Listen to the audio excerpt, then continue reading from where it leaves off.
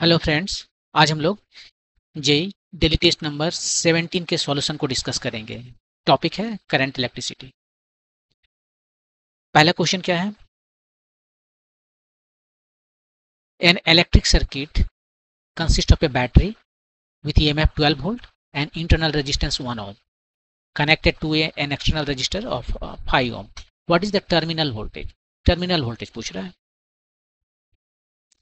तो सबसे पहले बैटरी ले लीजिए। इसको बैटरी को ऐसे दिखाते हैं और यहीं पर जो है इसी के अंदर में ये इसका इंटरनल रेजिस्टेंस है और ये हम एक्सटर्नल रेजिस्टेंस ले लिए।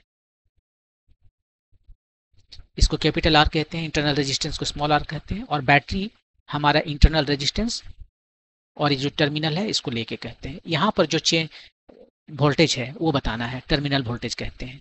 यदि इसको ए और इसको बी कहें तो भी ए बी जो है वही टर्मिनल वोल्टेज है। बैटरी का टर्मिनल वोल्टेज दोनों टर्मिनल के अक्रॉस में जो वोल्टेज है।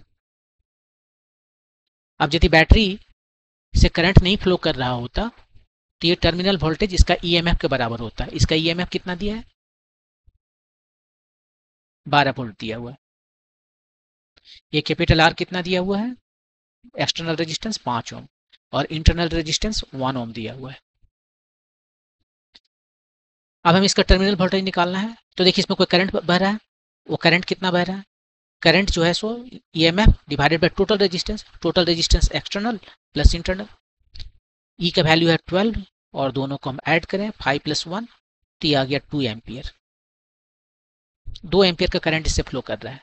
अब हम यहाँ से यहाँ बढ़ते हैं।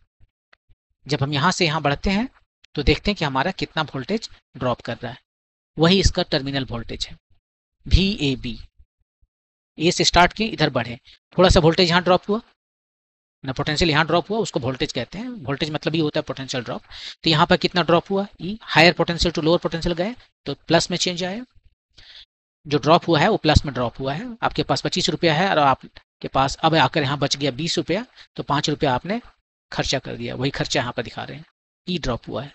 और इसमें करंट जा रहा है। करंट किधर जा रहा है? लेफ्ट में जा रहा है और हम राइट में जा रहे हैं, तो हमें माइनस लिखना पड़ेगा। करंट आर ये ओम्स लॉ से आता है। इतना ड्रॉप जो है सो ओम्स लॉ से आया।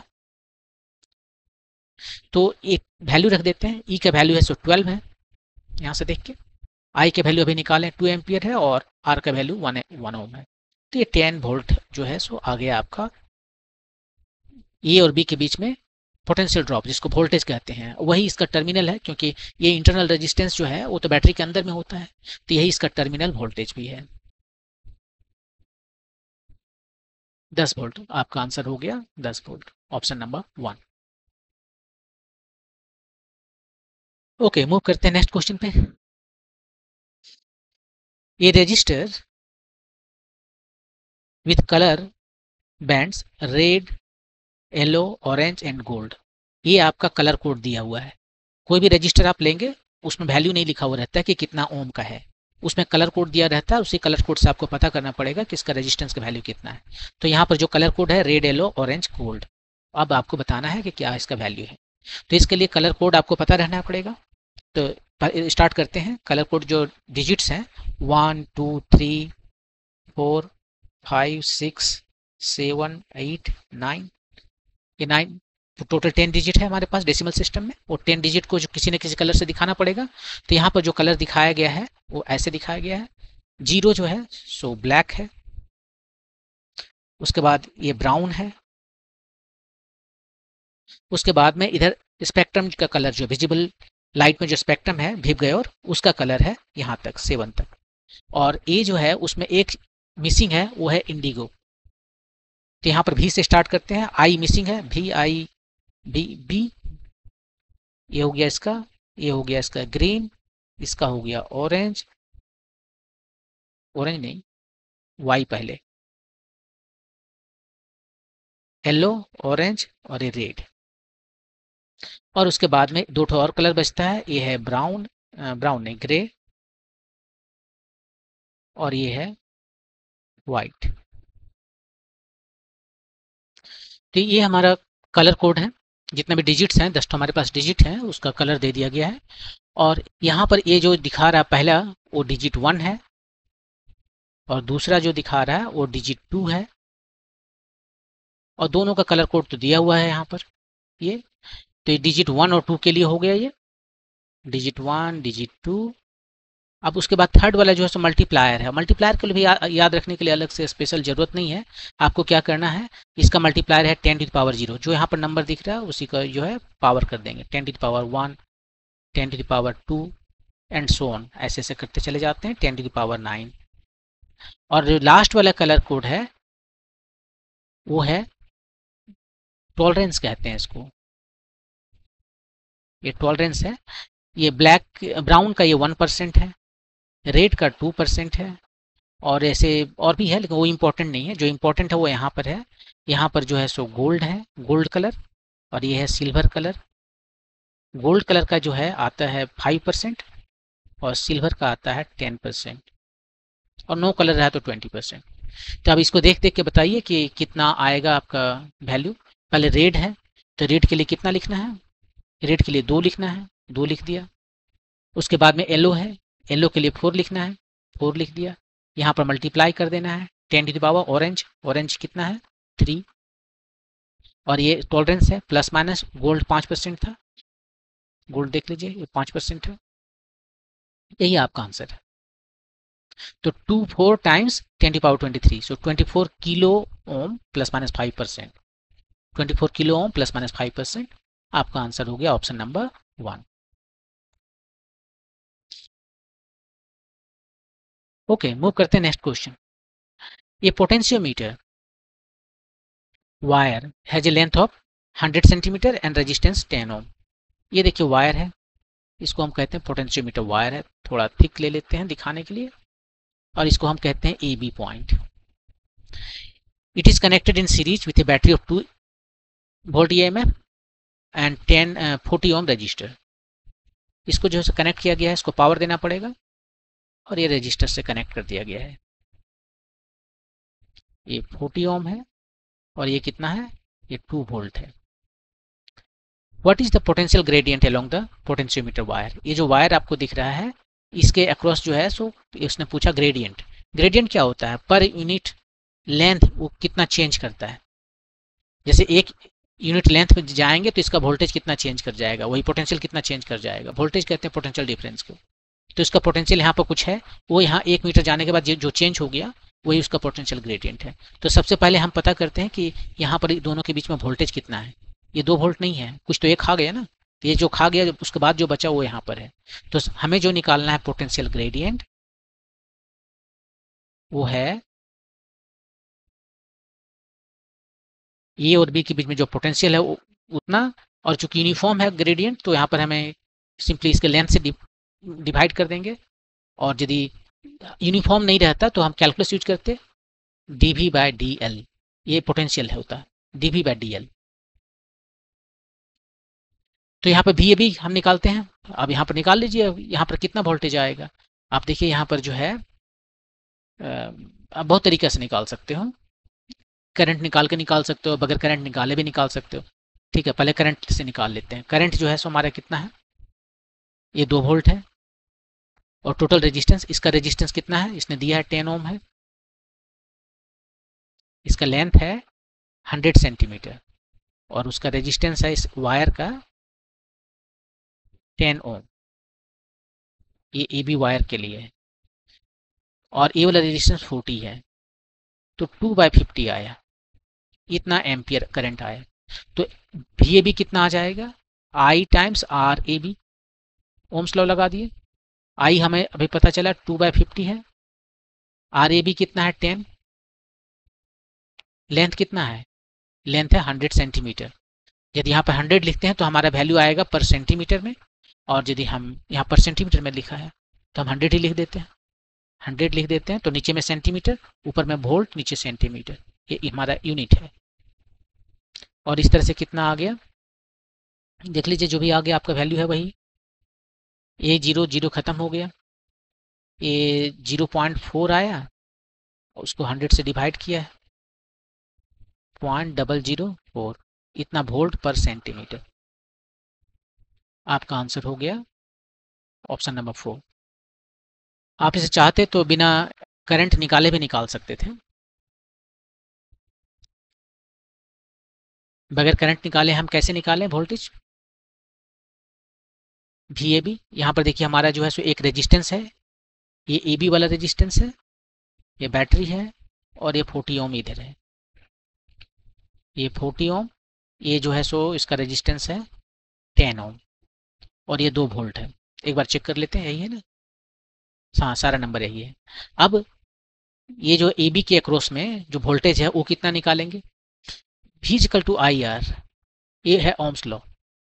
यहाँ पर I फिक्स्ड है, यही I हर जगह जा रहा है, तो वो फिक्स्ड हो गया, तो V जो है सो प्रोपोर्शनल हो गया R के। R डबल करेंगे V डबल हो जाएगा, प्रोपोर्शनल है R के।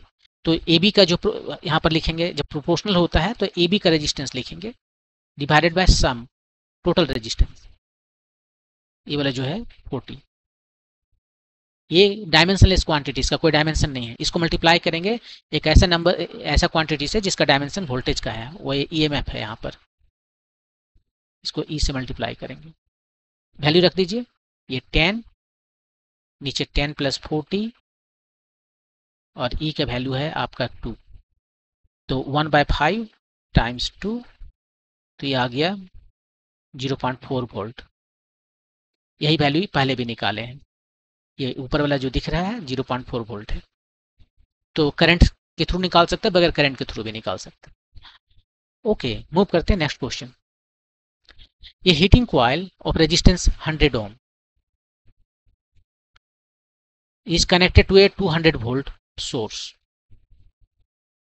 ये 200 वोल्ट है, सोर्स से कनेक्ट कर दिया गया, और ये रेजिस्टेंस जो है सो 100 ओम का है। Power dissipated in the coil, बहुत सिंपल क्वेश्चन है, पावर निकालना है। कैसे निकालें? 2 तरीके से निकाल सकते हैं, आपको जो भी पसंद आए। थ्रू करंट, ये हो गया मेथड 1, और दूसरा हो गया मेथड 2, थ्रू वोल्टेज।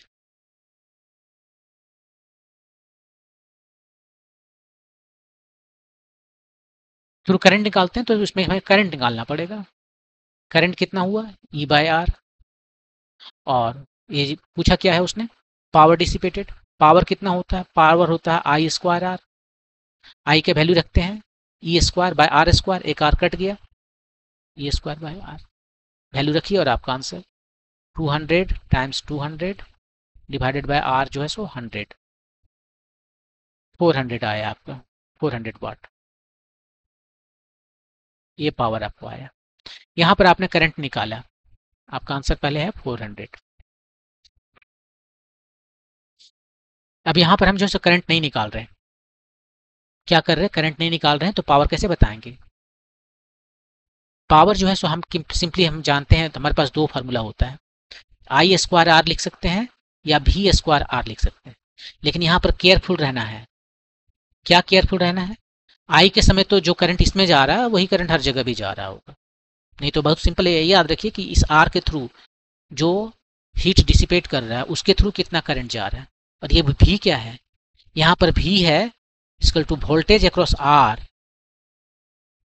बैटरी का वोल्टेज नहीं ले लेना है,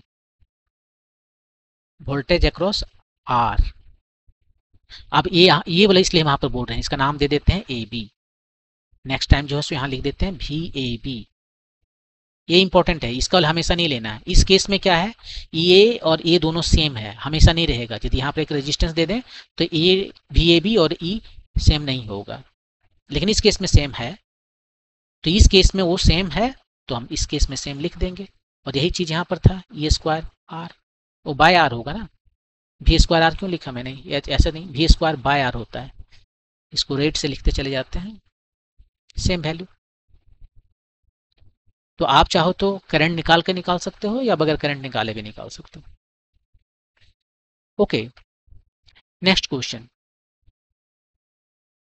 नेक्स्ट क्वेश्चन है कि किरचॉफ्स लॉ जो है, सेकेंड लॉ, जिसको लूप लॉ भी कहते हैं, that is based on the principle of conservation of क्या? चार्ज, एनर्जी, मोमेंटम, मास। इसके पहले वाले किसी टेस्ट में हमने क्वेश्चन दिया था कि किरचॉफ्स फर्स्ट लॉ जो है, जिसको जंक्शन लॉ कहते हैं, that is based on the, किस पर था वो? चार्ज के ऊपर बेस्ड था। ये जो है बेस्ड है किस पे? एनर्जी पर। कैसे? ये इस पर पहले यहाँ पर लिख देते हैं, Kirchhoff's junction law, KJL, Kirchhoff's junction law जो है, या जो पहला वाला जो लॉ है वो है कंजर्वेशन लॉ ऑफ चार्ज, और दूसरा जो है किरचॉफ्स लूप लॉ है, वो है कंजर्वेशन लॉ ऑफ एनर्जी। अब यहाँ पर हम आपको दिखाते हैं कि कैसे है ये। तो देखिए यहाँ पर हम पहले देख लीजिए करता क्या है। मान लीजिए आपके पास एक बैटरी है, ठीक है, और इधर एक ऐसे है कुछ, और यहाँ से भी हमने एक ऐसे दे दिया, ठीक है। अब क्या है कि इससे करंट निकला। यहाँ पर फर्स्ट लॉ की, ये जो लूप लॉ नहीं, ये वाला लॉ जो है किरचॉफ्स का जो जंक्शन लॉ है उसके मुताबिक जितना करंट यहाँ आ रहा है आई, वही करंट जो है सो इधर जाएगा, टोटल मिला के I1 I माइनस I1, ये किरचॉफ जंक्शन लॉ। और लूप लॉ क्या कहता है कि इस लूप में या किसी भी लूप में जो है आपको क्या कहता है, वो कहता है कि इसका पोटेंशियल डिफरेंस जो है एक लूप में, ये लूप है उसमें 0 है, इस लूप में भी 0 है, इस लूप में भी 0 है। ये पोटेंशियल डिफरेंस क्या होता है? जो पोटेंशियल डिफरेंस है उसको वोल्टेज कहते हैं। वो होता है, एनर्जी को क्या लिख सकते हैं, जो लिखते हैं work done by external agent जो है वो होता है क्यू भी। तो ये यहीं से एनर्जी आता है, ये क्यू भी जो है सो एनर्जी दे रहा है, ये भी क्या है आपका पोटेंशियल डिफरेंस है, ये भी जो है सो पोटेंशियल डिफरेंस है। और यदि किसी लूप में PD 0 है तो जो एनर्जी है यहाँ पर वर्क डन जो बाय जो एक्सटर्नल एजेंट है यहाँ पर, वो क्या आ रहा है, 0 आ रहा है। मान लीजिए ये PD 0 नहीं होता तो क्या होता, ये पोटेंशियल डिफरेंस जो है किसी लूप में 0 नहीं है, ये 0 नहीं है। तो उस केस में क्या होगा, उस केस में क्या होगा कि यहाँ पर उस लूप की यदि हम बात करें तो उस लूप में Q PD वो किसी पर्टिकुलर लूप में जो है वो भी 0 नहीं है। और ये क्या है, ये है work done by external agent, वो 0 नहीं है। तो work done by external agent 0 नहीं है, हाँ, तो हो सकता है वो नेगेटिव हो। तो work done by external agent negative है, उसी पर वर्क हो रहा है। तो ये वाला वर्क जो है उसी पर हो रहा है, उसको हम यूटिलाइज कर सकते हैं, राइट। और क्या कर सकते हैं कि हम एक लूप बना देंगे, हम पर काम हो जाएगा। हमें यदि काम करना है, मान लीजिए कोई चीज़ को यहाँ से वहाँ मूव कराना है, तो उस ऑब्जेक्ट को लगा के इस लूप में लगा देंगे, ये लूप जो है सो काम कर रहा है, तो ये लूप जो है सो काम करेगा। तो ये लूप जो है सो बन जाएगा। यहाँ पर देखिए बैटरी एक इधर लगाया, और उसके बाद बहुत सारे लूप बना सकते हैं, एक लूप इधर बना सकते हैं। हमें क्या करना है, एक रेजिस्टेंस लगा देना है, एक लूप इधर बना देना, आप उधर बना लो, आप इधर बना लो, आपका फ्रेंड लोग उधर बना लेगा, सारे लोग लूप बना लेंगे, और वो लूप क्या करेगा, वर्क करेगा।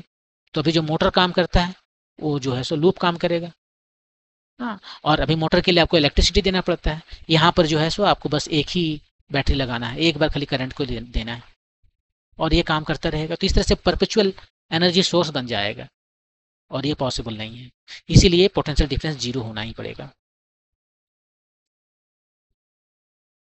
वही है, यदि फर्स्ट लॉ को देखें तो यहाँ पर जो है फर्स्ट लॉ कह रहा है कि इनकमिंग करंट जो है किसी भी जंक्शन पर वो आउटगोइंग करंट के बराबर होना चाहिए।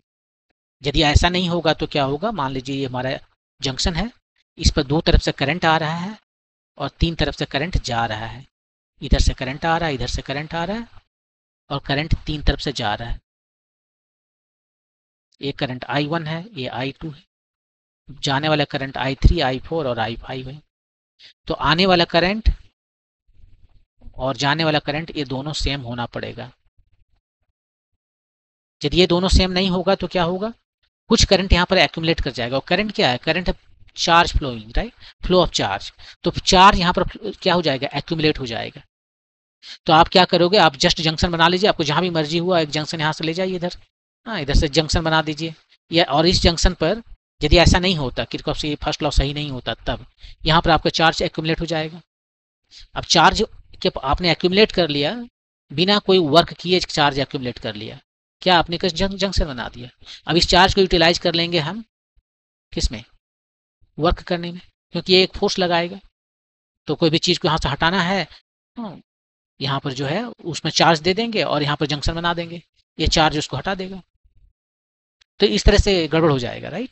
हम एक जब मन हो जितना चाहो बिन बगैर कोई काम किए चार्ज हम क्रिएट कर सकते हैं।